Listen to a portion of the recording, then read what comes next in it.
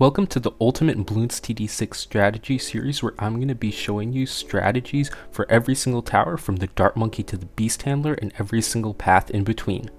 This will show you how to diversify your setup and get better, along with seeing some stats, tips and tricks, and all of the strategies for every single one of the towers. And although that the series is geared more towards Chimps mode, this will also show you a lot of tips and tricks that apply to the standard game and will allow you to win with a new style.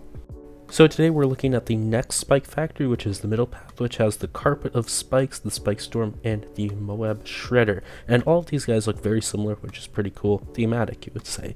Anyways, the Moab shredder, which actually is spelled like that, is an acronym. I just learned that. Doesn't really do a whole lot besides around 100. The spike storm is around 100 in DDT damage, and then the carpet of spikes is late game Moab damage. And it's a pretty unique tower, so let's definitely talk about it. So first of all, the Moab shredder, I was just mentioning before that it has a really weird name that I actually didn't know about until I was making this video when I had to look up these stats. I tried looking up like Moab shredder in Bloons wiki, it didn't come up. Well, turns out it's spelled weirdly because it's an acronym that I guess I didn't know about. Maybe you didn't know about that either.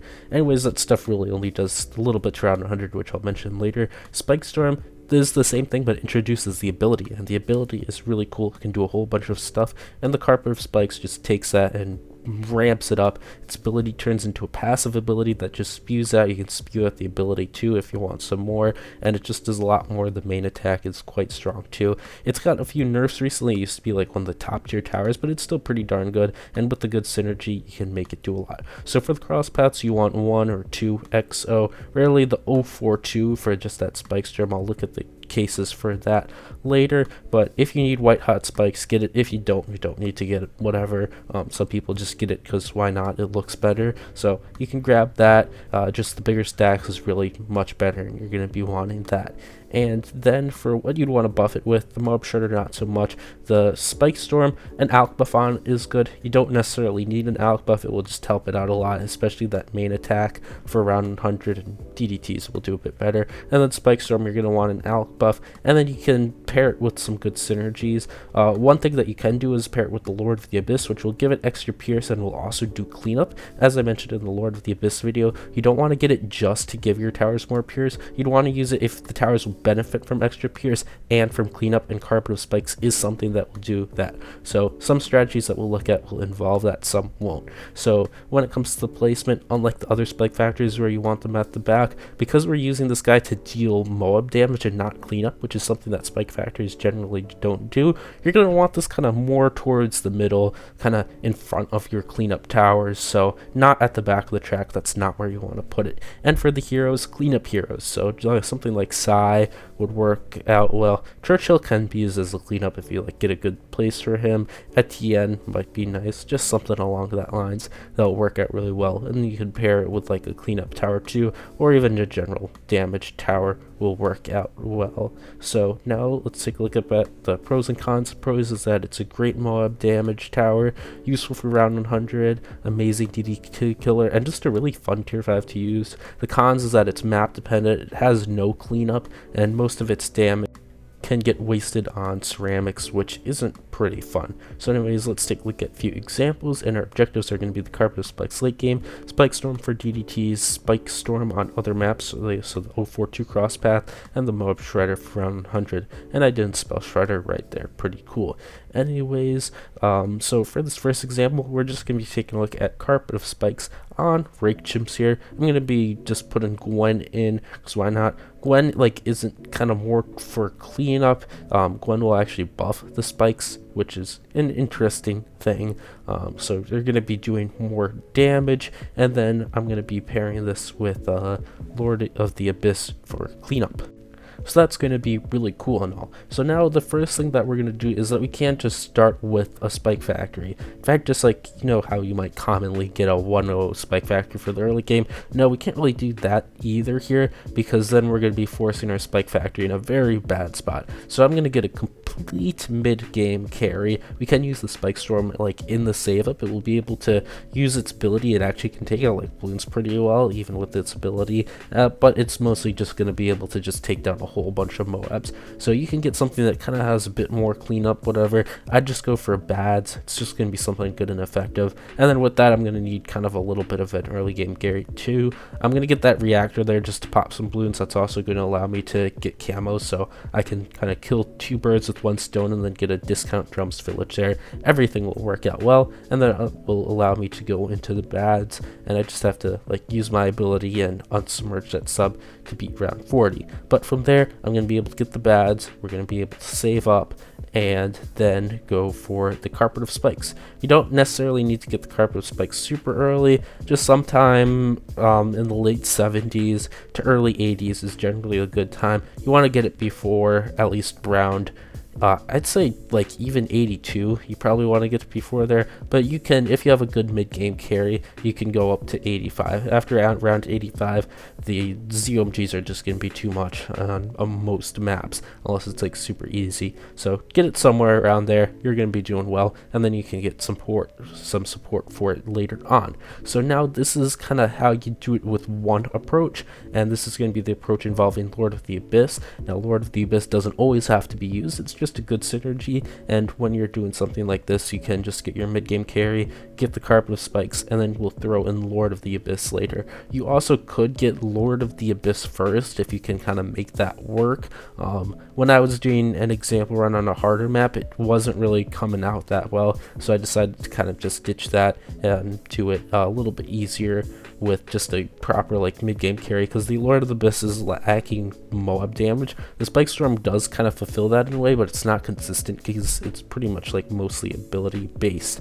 So I just went for this bad. It's going to be able to do a whole lot. And then Gwen, if you have like a cleanup hero, it's going to make a lot of the Bloons very easy. For like taking out these Bloons, I kind of just used Gwen's abilities and the Spike Storm ability, and that took it out really well. Generally, I was able to get this carpet of spikes pretty easily. As you can see, I was using the Firestorm there just to take out all of those waves, and it was all pretty chill. And then I will get Lord of the Abyss later. But if you can find like a way to squeeze through with maybe Lord of the Abyss earlier and something else with that Spike Storm, you could probably get that to work too just fine, and you'd save a little bit of money. But if you have like a good mid-game carry, it's not really going to be the end of the world, because the mid-game carry will do well, and then it will also be very useful in late game too, which is pretty nice. So we'll get that, and then we'll get the Lord of the Abyss. But anyways, what I was saying before is that you don't always have to do this. I'm going to be showing it in the second example, a different approach that doesn't involve the Lord of the Abyss. It's more just like having a cleanup tower, like a very good cleanup tower like Bloons or Glaive Lord, and then we'll be pairing that with Carpet of Spikes too, because that will be a great synergy. This is also a great synergy because it's going to be increasing the pierce and also giving some good cleanup with the Lord of the Abyss, so we're just going to be able to shred through a lot of stuff. But I got Carpet of Spikes there. It's just going to be spewing out all that stuff. If I could, I would have given a Berserker Brew. You could even give Stim to it if you have enough money left over. But I unfortunately wasn't able to get a spot where I'd get like a Berserker Brew priority buff on the Carpet of Spikes, so unfortunately that was left out. That would have made it a bit stronger. So yeah.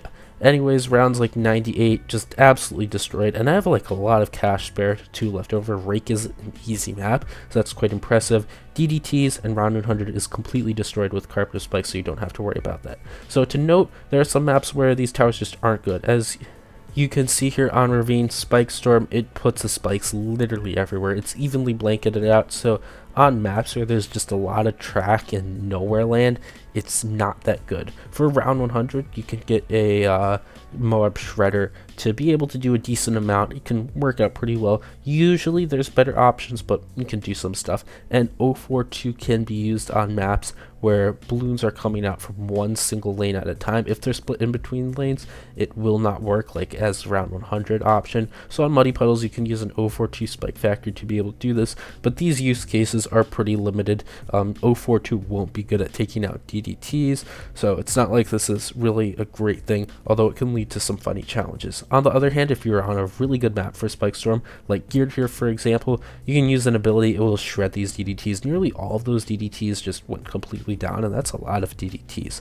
So it can be really good for taking out DDTs. Round 100, Carpet of Spikes is just a really cool tower. So let's take a look at another example here on Dark Castle, where we're just going to be getting our Carpet of Spikes up. We're going to have Etienne down, and we're going to be using the Bloon Solver with it, which is a very good cleanup tower. We'll just be able to clean up a whole bunch of stuff. You could use other great cleanup towers like Glaive Lord, just something that will be able to deal with all the ceramics, Moabs, and maybe like a few BFBs. The Carpet of Spikes should just be able to destroy the bad. Very easy. It's very nice that it has something that destroys the bad, because on hard maps you're often forced to budget like $20,000, $25,000 just to be able to beat round 100, but you got that for free, so you don't have to worry about that. So it beats the DDTs too, the ZOMGs, and a good chunk of the BFBs will be able to go down. So if you have another tower that just kills all that, the rest of that junk, it's gonna be a great synergy and work out very well. So again, Bloons software, which I'll be using here, Glaive Lord, and just a whole bunch of other stuff. Spirit of the Forest, maybe even High Pierce. Really, that's pretty much it. So having just a tower like that synergize, it's very simple synergy, just like two towers that do opposite things that will work out well together. Kind of one of like the core mechanics, and this is one tower that you definitely can use in that idea to make a good chimp strategy. There's a few ways that you can make a good chimp strategy, and that's just like one of them. Just two towers that do different things that will work out well and complement each other's weaknesses. So basically I'm going to get an early game carry here. We're going to get that sub. I'm doing a little neat trick where I have a stronger stimulant off to the side, because I'm going to be alk buffing some stuff, but I don't want to be alk buffing that sub later, but because we want to have that sub alk buffed in the early game, I can push that alk to the side, so later when I buy my other towers that become important later on, then that alk will shift its priority over. So I get a really powerful early game with an alk buffed sub, stim buffed sub even, and then later on I don't have to spend any money and I get that stronger stimulant buff on all the other towers that I want. So basically here I'm going to be getting Bloons Solver first, and that's going to be able to carry me, plus with that Spike Storm that I'm going to use for the save up all the way into the Carpet of Spikes, and it's quite strong. I even can go like way further than that if I had wanted. I think I end up like saving $60,000 or something on the save up, just to kind of like make a point that it will go far. We can get just down that Bloons Solver, that village. We're gonna need something to be able to like beat the Moabs initially, so that's where that sub will come in.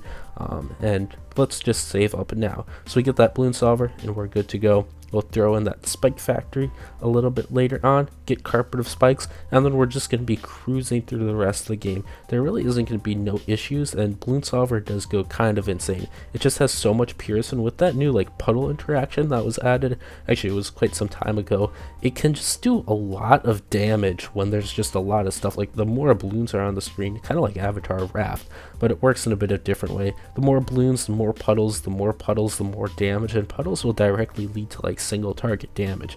So it can do quite a lot if you have something just to kind of break open those outer layers like the Carpet of Spikes. It will be able to get in there and do a lot of work. So that's just really cool, and it's really awesome. So we'll be getting Carpet of Spikes eventually. You can also use your hero abilities. At the end abilities are nice. We'll be using those later just to take out a bunch of stuff. Something with cleanup hero, or just to be able to deal like with mid game a bit, I guess, for the save up might be useful too. I didn't mention that when I was talking with the hero selection, but it's just all really strong. I'm going to get a little bit more support, just a few more presses to take out the UMGs I think will be good. We could also get some whatever stuff. I'm going to have a lot of cash left over in this run, so it's not like a huge deal, and you can really go crazy with it. Generally, it's just a really strong tower in the tier 5. The tier 4 also has some great uses if you're ever in a pickle and you just need a little bit more damage for DDTs, and you kind of already have some of the support towers. Sometimes it's good just to get one of these towers that just does a bit of good damage to DDTs. I guess more so if you're ever in some trouble and you need to kill DDTs and the bad too, then it's just a great thing. First Strike doesn't do that. First Strike doesn't really help take out DDTs a lot, so you could be saving some money. Anyways, it's just a cool tower and really recommend using it. Thanks for watching. If you want to help out the channel, you can check out these new videos, like and subscribe for more content, support the channel by becoming a member, and joining the Discord to chat with the community. Bye!